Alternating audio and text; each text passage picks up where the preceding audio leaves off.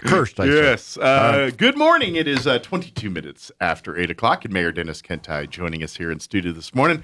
Morning, Mayor. Good morning. Are you, before we talk meeting and all that tonight, you ready for Christmas and all that? I know your wife is probably more in charge Actually, getting everything, except for maybe her gift. That's the trick. Now, I'm actually not too bad this year. Okay. All right. You got it covered, or at least a plan? I think I got it covered. Okay. Of course, she had to tell me exactly what to do, but that's okay. Hey, some people that's the world they like, and that's what they want. And if they want that, I'm okay with all that. I'd rather be told exactly what to do and do it right, and everyone happy, than me going off on my own and everyone's like, "What was he thinking?" Yeah. I'd rather have that. No. So I think we're in good shape there. So we got to get a few knickknacks and stocking stuffers, but we'll work on that. Very good. Very good. Well, good. Are you going to travel, or are you going to? Yeah, we're staying here. I'll be getting daughter, on a plane. Grandkids. You getting on a plane? Yeah, I'm a little nervous. First time since COVID. Here. Oh my Lord! But good news is I can lick walls right now. I've had my 3 boosters. All right. I've had everything. I'm COVID.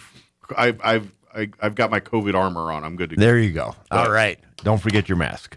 Yeah, or my patience. Patience. That's the one right. I really need. So. Yeah. But tonight is a city council meeting. Yes. It is the allegedly the final city council meeting of 2021 here. Yes. But good news is the most of the hard work for 2020 is in the books right now. Yeah. And or 2021, I should say, is in the books. We're looking at 22 here in a few You sure this weeks. isn't 2020 again? Oh my God. What was it? Groundhog Day? No. Anyway. Yeah. But yeah, so really just kind of a lot of housekeeping tonight, it sounds like. Yes. For a lot of things we got to approve, some projects and whatnot. So we're actually going to start off with a presentation about the Roswell Police Department, which is, an incredible organization. Mm-hmm. I've said this before, and I worked in this town in law enforcement as an FBI agent for many years. Yeah. 15 and years. Police? Or you I was a police chief there for a little bit. while. Yeah, you've kind and of. then worked at the sheriff's office. You wear many law enforcement hats. Yes. Well, and Roswell's the deep end of the swimming pool. We have some very nice areas, and we have some pretty rough areas. Mm-hmm. Interesting little tidbit. Roswell detectives have cleared every homicide for the last 3 years. That's impressive. That is extremely So impressive. in essence, that's saying they've solved every. Yep. Obviously it's not outcomes everyone wants all the time, but they've got closure to every one of those cases. That's right. And then we have a SWAT team, which is exceptional.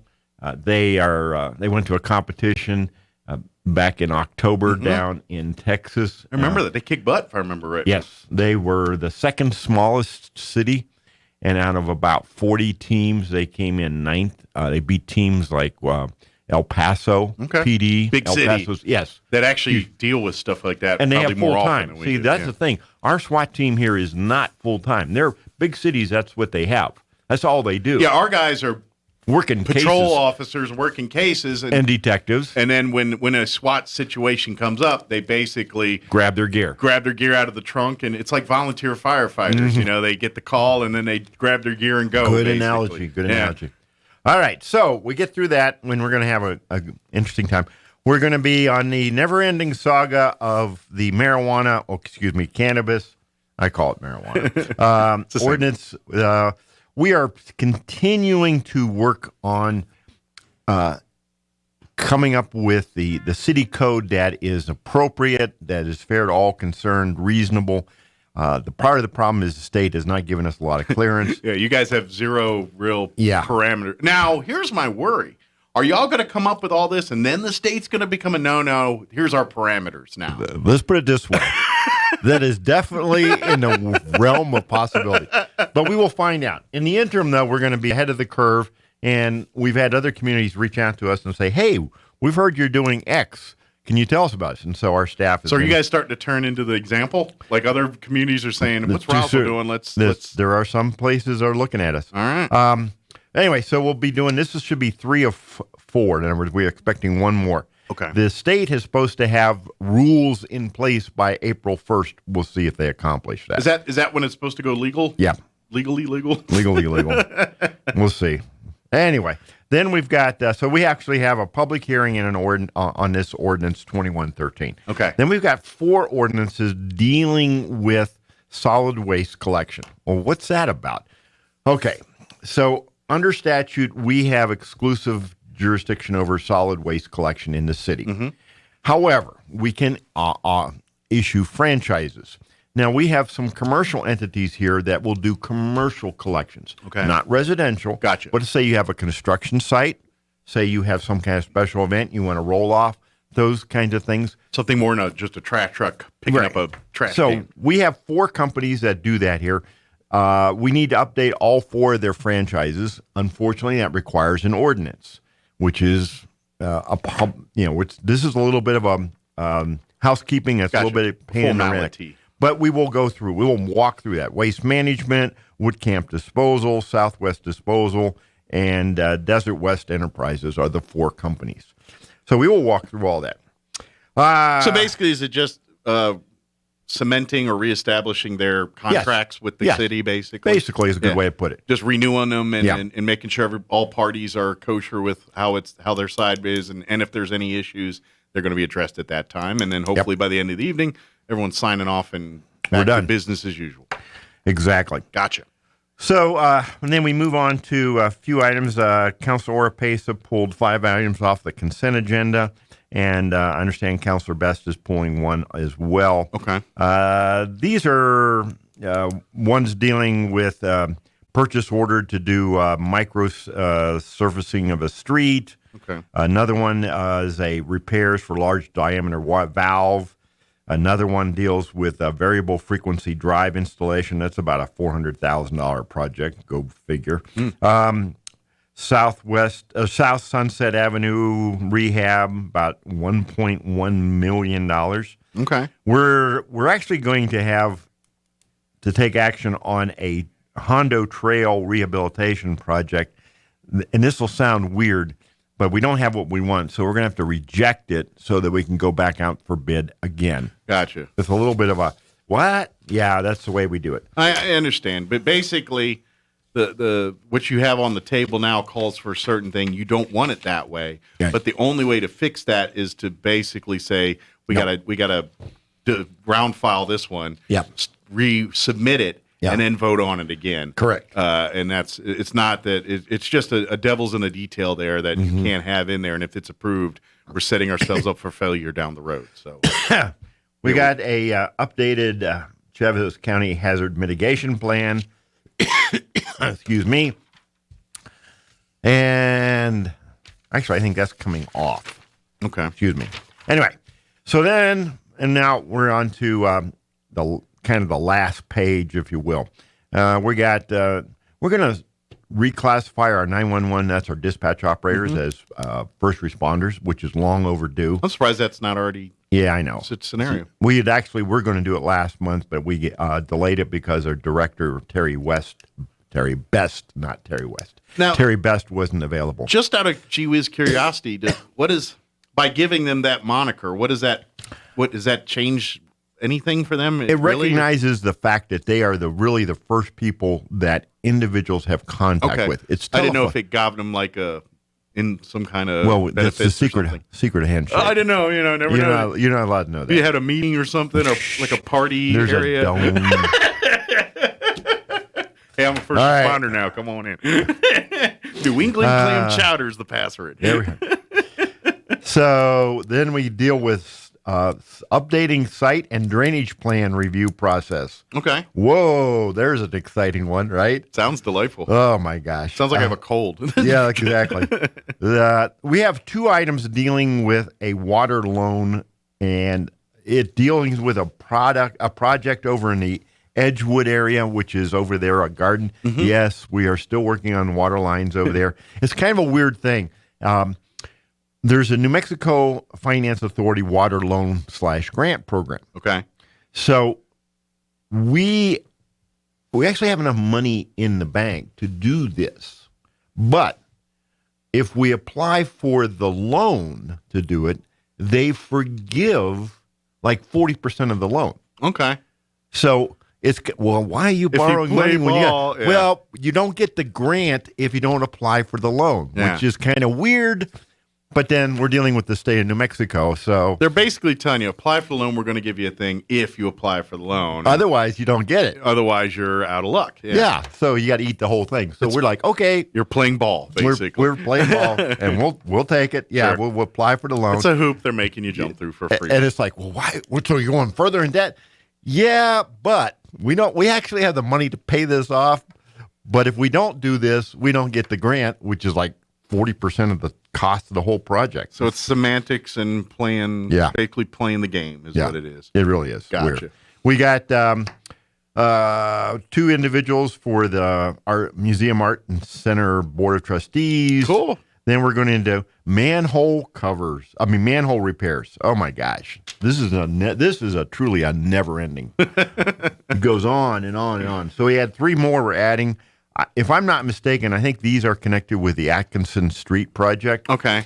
But this is what happens is that swamp gas down there corrodes like everything, including the bricks that are in there. The it's mortar. Stone metal. It don't care, huh? Eats it all. So you end up digging it out, putting in new stuff, coating it with some industrial grade. I'm about to say, is there some new technology that protects it a little better? Or? But we're talking $130,000 for 3. Wow. Yeah, it's like. But I'm guessing it's a very niche market. Oh, it is. That's kind of this stuff's not useful in anywhere else, but everyone needs it. So and there's a 4th one that they wanted to try and tack on, but we can't squeeze it in because we haven't gone through all the procurement stuff. So we're gonna have to do that one in January. Okay.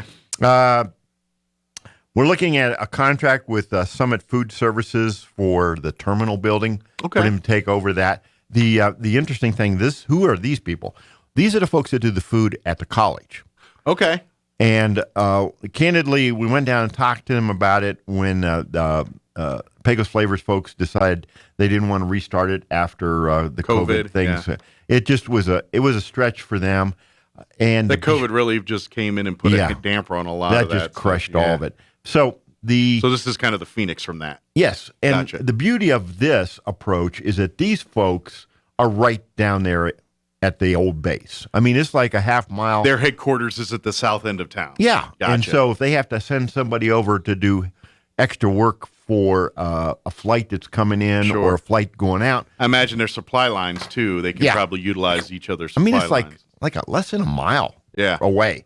So anyway, that's going to be up for and if their food's kind of like what it's at the college, that's pretty good food. It is good food. It is. I love their burritos and stuff over there. Every time I go over there, I'm like, it's delicious. So we're on. So hopefully, I don't know if they'll be available for you for your flight, but maybe when you get back. Here's the. I might need it. Will they have alcohol? I might really need that one. So. That's one of the things we're working on. We're working on the alcohol. Then we have an on-call engineering architectural services proposal for a pool of vendors for architectural and engineering work. We've done these in other areas as well, everything from custodial to plumbing to whatever, so that, hey, these folks are approved. Something comes up, we got to move quickly. Call them up, say, hey, you're on the list. You want to bid on this one? Okay, gotcha. But there's like 7 of them. Okay.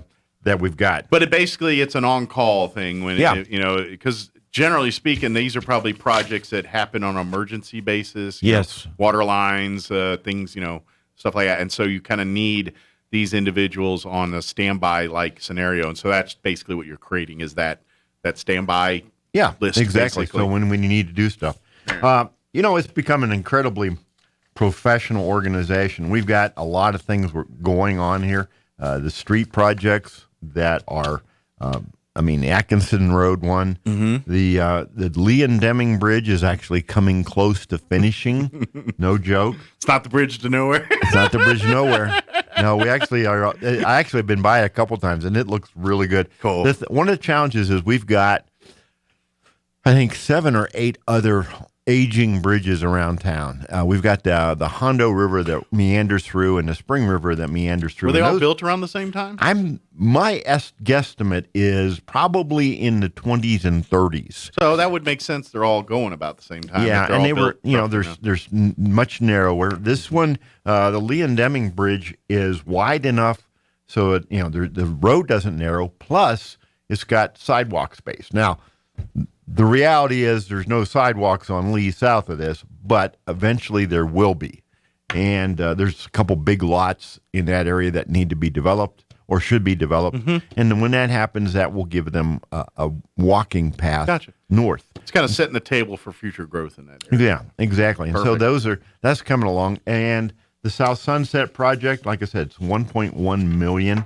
We're asking the state for our legislators for funding for Washington. We did a big project from McGaffey to Alameda on South Washington. Did a mill and fill right there by Missouri School.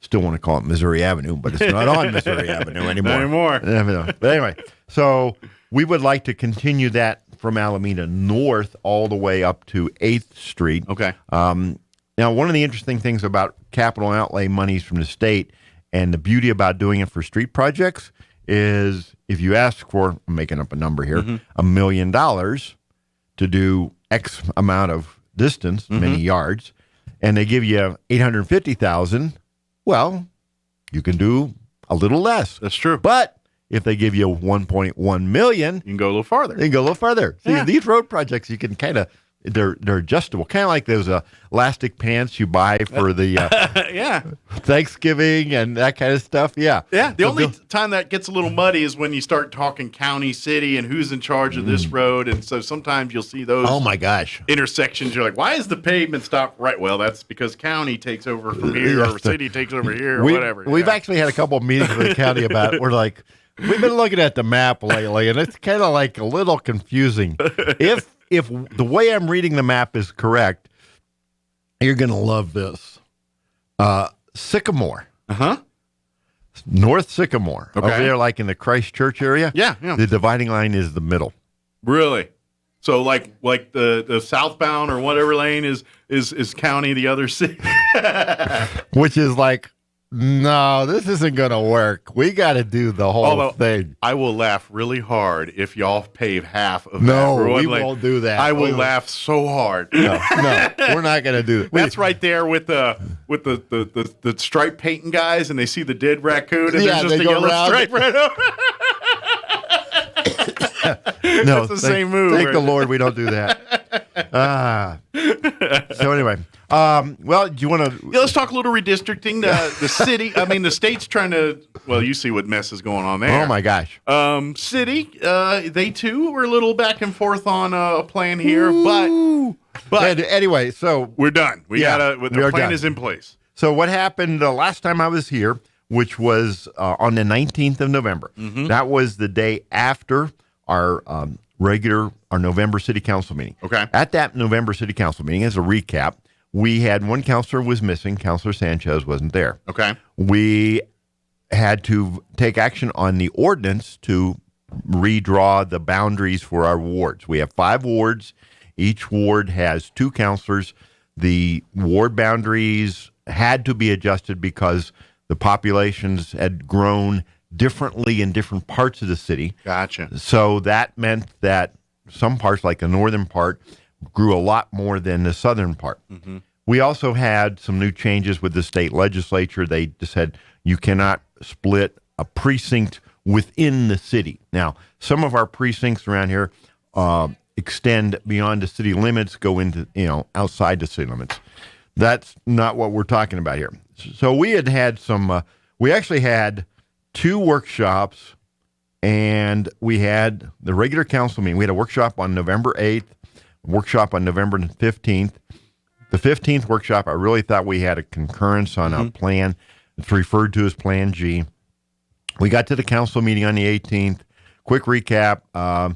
What was proposed was a substitute Plan G for what was in the original paperwork. And what we had done to hold the meeting, and this is really in the weeds, and I apologize, we kept the existing, even though it didn't work, because we had to have something to hold. A guide or a placeholder. Placeholder. So, all right, we get into that. We spent 2 hours on that one.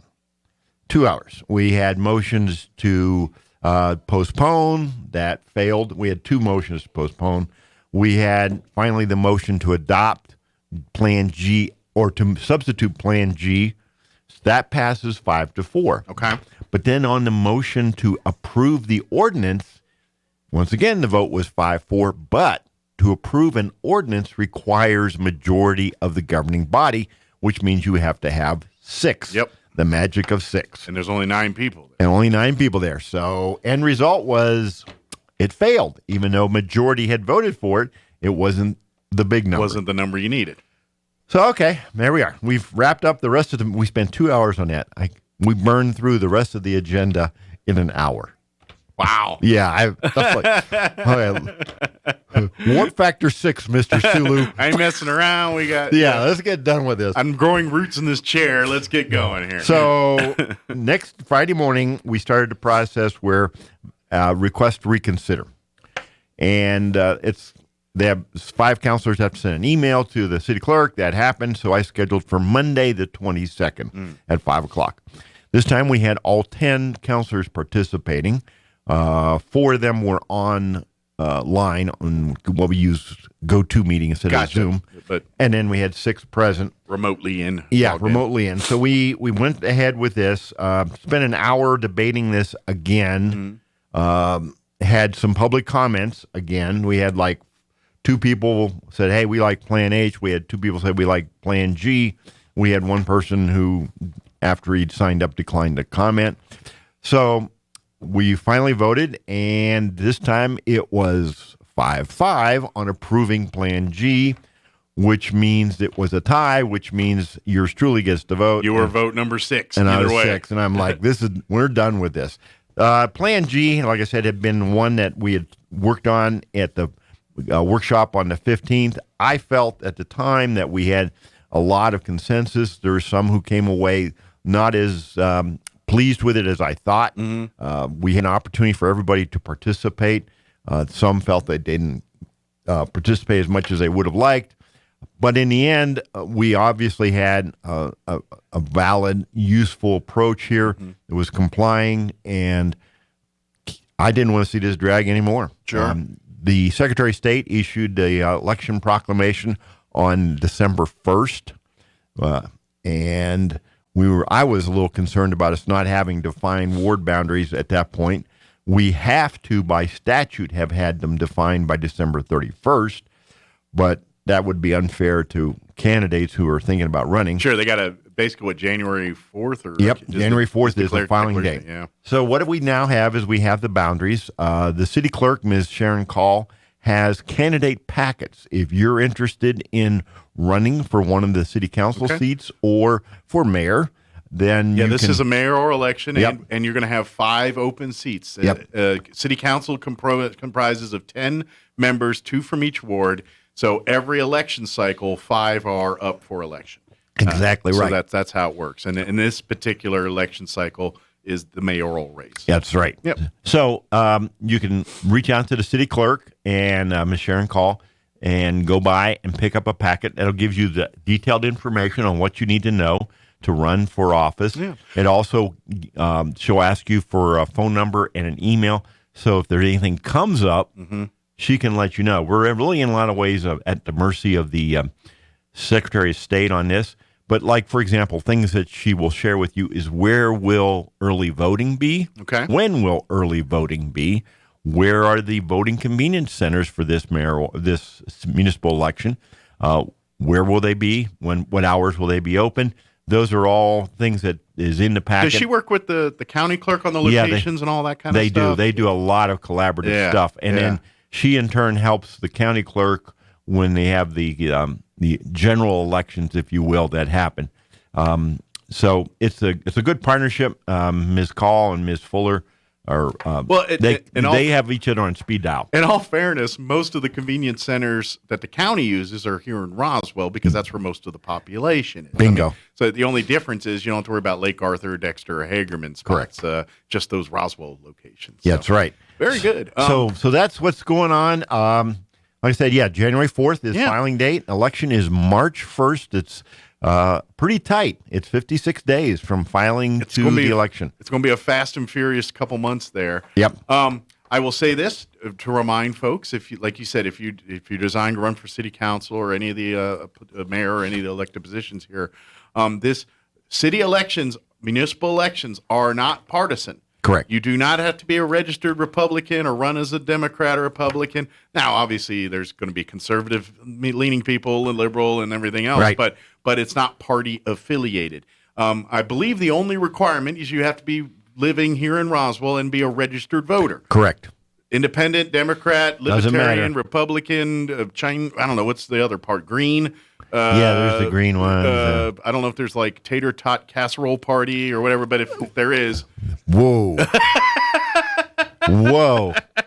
That could be the wave of the future. Tater tot casserole party. Whoa. I'm kind of. Do you have cheese in that? Of course. It's all right. Of course. Bacon? Yeah. All right. Gotta have meat.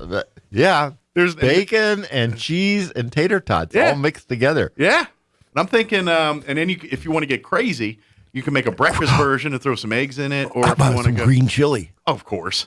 Green chili would be on a. We're on a roll here. Mm-hmm. Green chili, bacon. This was all the basics, right? This is a party I can get behind. Exactly.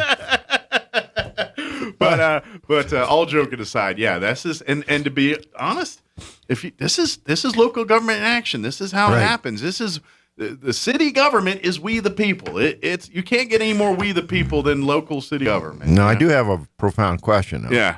Is it cheddar cheese or Monterey Jack? I like to bring them all to the party. I'm a blender. I love, so even some Swiss? Sure. I'll be darned.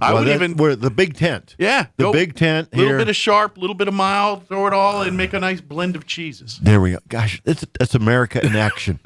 A melting pot of cheeses. A melting pot of cheeses. It's like, it's a beautiful thing. Yes. Gosh, I just gotta love it. Kind of brings a tear to my eye, you know? Yeah. I'm the mayor of a town that is so inclusive. And then we talked green chili. I would say let's do a Christmas version. And maybe do a half green, half red. No. Because not everybody's down with the green. And I say let's. Well, then they don't belong in Roswell. I'm sorry. They go somewhere else. They can go to Rio Doso or Rio Rancho. Ours? No. I'd be down with a Christmas tater tot casserole. Now you're pushing the limits of, I'm a pretty tolerant guy. I really am. That's where you draw the line? Yeah, that's where I draw the line. Don't want that red chili tainting my casserole? No, I don't want red chili. I want green. I'm sorry, but I love them. I'll dig them. I'll not kick any out of the party. I'm good with them all. So. Although if I'm having feeling a little heartburny or stuff, that red chili's a little bit toxic on that. But, no. I'm sorry, but we can have this discussion at a later date. But the tater tot casserole, boy, that's got me really intrigued. Tonight, City Council, 6 p.m. at the normal location there at the Roswell Convention Civic Center in the City Council chambers. You are more than welcome to be a part of the audience in person, or online. Go to the Roswell City of Roswell's website, roswell-nm.gov. You'll find the go-to meeting to watch the meeting there. If you would like to comment during the discussion, there is for people online. There's a go-to meeting link you can go through there. Exactly, and then go through the process of filling out the little deal there, and then at the appropriate time, the mayor will bring you up, and you can do that. There'll be a list at the meeting there if you're in person and want to sign up to talk. Exactly. So do that before 6 o'clock, before we start. That way, and we do that because that way the staff and the city clerk and the assistant and her staff, we know what we're dealing with, so that they get it to me. Yeah. And I'll actually make notes and okay, this person wants to talk about item number 13, and I've been known to screw this up on a few occasions, but it helps keep the flow going. And we want to be able to we don't want to miss anybody. Sure. 3 minutes is what we do for the general comment. Now, at the end of the day, if you want to just talk about something in general, we do have public comment on non-agenda items at the very end. Okay. That's a 3-minute time cap as well, because we want to be respectful of everybody's time. And you'd be amazed what you can do in 3 minutes. Sure. You really can say an awful lot. Especially if it's like a communication thing. Sometimes they tell a story, and then the city council like, well, I didn't realize what was going on. That's something we can fix right now. Boom, boom, boom, and it's good. 3 minutes a lot can get done in 3 minutes, or at least set the table and start the process. And like that. I can turn to say, city manager, Mr. Nebb, can you work on this and give us an update? And he, he'll say yes, because that's just the way he is. But we get a lot done, and so. And you can always reach out to your city councilors ahead of time. If you arrive early, some of the councilors get there early. Some just get in there just before. Depends on what's going on in their lives. Sure. But you can always talk to the councilors ahead of time. They represent you. Yeah, or me. And we can chat about things. Yeah. If you go to the city's website, they all have contact information for all cities. So if you want to shoot them an email or anything to discuss any issues or questions you have, that's how it works, and they'll get back with you and talk to you and represent you in those issues in city council meetings. Yep, so absolutely. Very good. Tune in tomorrow. Mayor will be with us at 7:35-ish around that time to recap McDonald's. We will have green chili. I will make sure that Tanner puts some green chili on those burritos. And or I kind of gotten into those egg McMuffins? Sausage egg with green chili? Yeah. All right, you hear that, Tanner? That's the mayor's request. We'll have one of each. Just please, Nick, please. And tune in tomorrow for that. And then, and of course, folks, come on out tonight, come at 6 o'clock for the meeting, or tune in at the Roswell-nm.gov. Yes, sir. Awesome. Well, thank you, sir. Thank you. Have an awesome evening. Yes, sir. Hopefully you get to go to bed before the Friday. Or not go to bed, at least, but get to be home before, say, the 10 o'clock news comes on tonight. There you go. That would be nice. Thank you, sir. Appreciate it. It is 8:54. Quick